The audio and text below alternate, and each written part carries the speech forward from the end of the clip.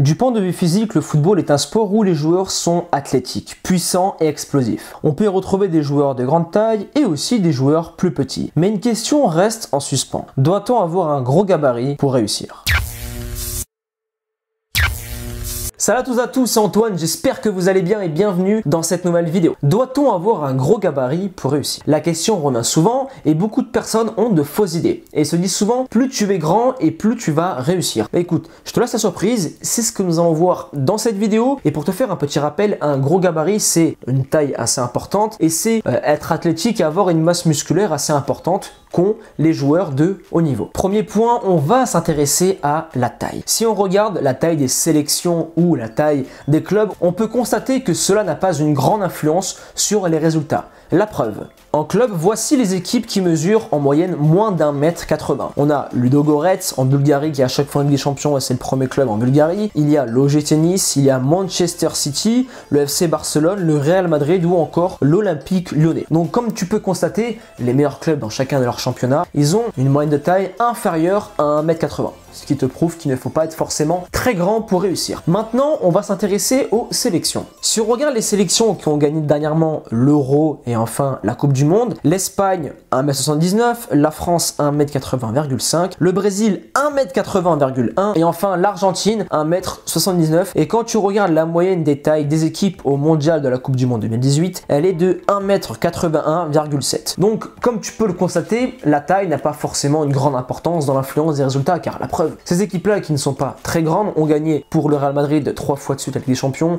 Le Barça ont survolé l'Europe durant ces 10 dernières années. Et enfin, les équipes en sélection, l'Espagne 2 euros, une Coupe du Monde et la France qui ont gagné la dernière Coupe du Monde et enfin le Brésil qui à chaque fois est très proche de remporter le trophée final. Alors là, on s'est intéressé à plusieurs équipes, mais dans l'ensemble, qu'est-ce que cela donne? Car il y a des championnats où les joueurs sont vraiment très grands, comme l'Allemagne par exemple, ou comme l'Angleterre, ou encore les championnats de la Scandinavie, la Norvège, le Danemark, la Suède. On va s'intéresser à tout ça et on va voir si oui ou non il faut être beaucoup plus grand qu'1m80 et quelle est la taille moyenne de tous les clubs au niveau européen. Donc déjà, sache que 67 clubs sur 572, soit 11,7%, ont aligné une équipe avec moins d'1m80 de moyenne. Donc cela est très peu, mais rassure-toi, la moyenne des 572 clubs est de 1m82,1. Donc ne t'affole pas, c'est pas une moyenne très élevée et cela varie beaucoup parce que sache que les gardiens sont très grands, les défenseurs centraux sont très grands et après les postes offensifs en termes de taille, c'est souvent les plus petits mais ce sont les plus rapides. Donc ne te fie pas trop à cette moyenne et de toute façon, on va voir un peu par rapport au poste et aussi par rapport au poids des différents joueurs s'il faut être un joueur très musclé, très lourd. Mais avant toute chose, pour te prouver l'inverse au niveau des tailles, par exemple en Ligue 1, des joueurs qui sont vraiment trop petits et trop frêles pour la Ligue 1 et qui ne répondent pas forcément aux critères, on a l'exception. Antoine Griezmann, qui n'a pas réussi en France, a rebondi en Espagne à la Real Sociedad et après maintenant, il est à l'Atlético Madrid et il fait partie des piliers de l'équipe de France et ça a été un grand acteur de ce mondial 2018 et c'est en partie grâce à lui que la France a réussi à soulever la Coupe du Monde. Donc vraiment la taille, ce ne sont que des stats et cela varie beaucoup comme je te l'ai dit par rapport aux différents postes. Deuxième point, maintenant on va s'intéresser aux différents poids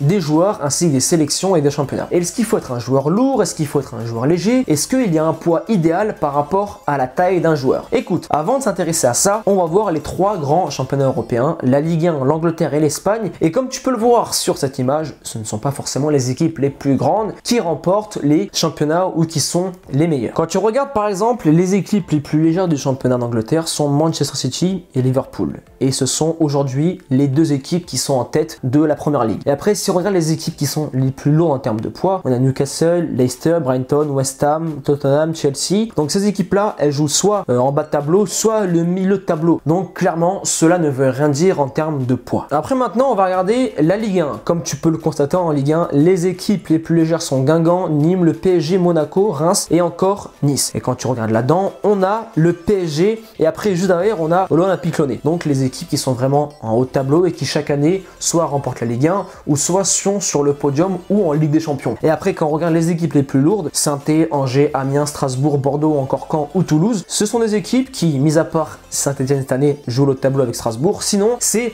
milieu de tableau ou encore le maintien pour le TFC. Donc cela encore une fois en première ligue et en Ligue 1, cela ne veut strictement rien dire. Et maintenant, on va s'intéresser au championnat espagnol, la Liga. Et comme tu peux le constater, les équipes les plus légères dans ce championnat-là, Real Valladolid, Betis Séville, Getafe, Celta Vigo, Levante, dans le championnat espagnol, on peut constater que les équipes les plus légères ne sont pas les meilleures. Car vraiment là, on est vraiment très bas en termes de poids comparé à la Ligue 1 où ça commence à 72 kg et là en Espagne ça commence à 71, c'est vraiment très bas. Et on a l'équipe la plus lourde, le Real Sociedad, Madrid, Bilbao et après le Barça qui bien sûr dans les 10 premiers des équipes les plus lourdes. Mais vraiment en Espagne, les équipes qui sont premières au niveau de la légèreté, c'est vraiment très léger et là on est vraiment dans l'extrême et c'est normal car culturellement en Espagne c'est un jeu de possession, c'est du tiki-taka parce qu'ils ne peuvent pas faire autrement et c'est culturel. Tu peux le voir comme dans le jeu de l'Espagne, hein. Ils vont pas aller au duel aérien parce que c'est pas les plus grands, au duel athlétique ce ne sont pas les plus puissants et les plus forts, donc ils s'adaptent autrement. Mais encore une fois là, comme tu peux le voir, si tu regardes en moyenne en Ligue 1, en Première Ligue et en Liga, le poids des équipes n'est pas forcément un signe de performance. Maintenant pour conclure ce deuxième point, je te mets ici la Ligue 1, la Première Ligue et la Liga en analysant les joueurs les plus légers et les joueurs les plus lourds. Comme tu peux le constater, les joueurs les plus légers sont les joueurs offensifs ou les joueurs de côté et les joueurs les plus lourds sont en général les gardiens de but, les défenseurs centraux et après pour certains cas le numéro 9, l'attaquant. Je pense notamment à des joueurs comme Olivier Giroud ou Harry Kane sont vraiment des numéros 9 très costauds, mais pour la plupart du temps les joueurs légers sont des joueurs de côté offensifs car ils sont très rapides, très vifs, et après les joueurs dans l'axe comme défenseurs centraux sont des joueurs vraiment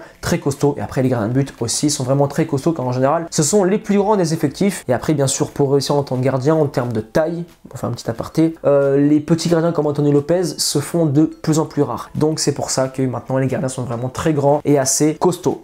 Et aussi en termes de poids, avant de te laisser là pour conclure, au niveau de la matière grasse, pour la calculer les balances c'est totalement faux. Faut calculer sa matière grasse avec une pince à plis cutané que tu peux retrouver en pharmacie, et la moyenne dans le monde professionnel de matière grasse tourne entre 7,5 et 12%. Donc si tu es en dessous, c'est que tu es vraiment un joueur très sec, et après si tu es au-dessus, cela est assez variable car il y a des gardiens de but qui ont plus de masse grasse que des joueurs de champ. Donc la moyenne est assez vaste, mais en tout cas si tu te trouves entre les deux, c'est que c'est bon, tu es au top de ta forme. On arrive maintenant à la fin de cette vidéo et comme tu peux le constater, le gabarit a quand même une certaine importance dans le monde du football, mais la taille ne veut strictement rien dire. Il y a des joueurs qui sont grands et l'autre plus petit, mais ce qui compte vraiment, ça va être ton explosivité, ça va être ta vitesse, ça va être ta résistance dans le duel et surtout ton endurance. Donc ne fais pas une fixette par rapport à ta taille et travaille surtout ton explosivité, ta vitesse, ta différentes vidéos sur la chaîne et aussi ta préparation physique en termes de musculation, qu'elle soit en salle de sport ou au poids de corps. Et après bien sûr comme d'habitude, nutrition et hygiène de vie, sommeil pour que la machine ne se blesse jamais. On arrive maintenant à la fin de cette vidéo et si elle t'a aidé et si elle t'a plu, n'hésite pas à me le faire savoir en m'explosant la barre des likes et des commentaires avec le hashtag motivation 100%. Et maintenant pour tous les joueurs qui souhaitent aller plus loin et optimiser leur préparation physique, leur hygiène de vie ainsi que leur préparation mentale, je vous invite à télécharger le livre La Bible du footballeur en cliquant sur l'icône qui s'affiche juste ici. À présent, je vais vous laisser là. Persévérance et motivation et on avance ensemble.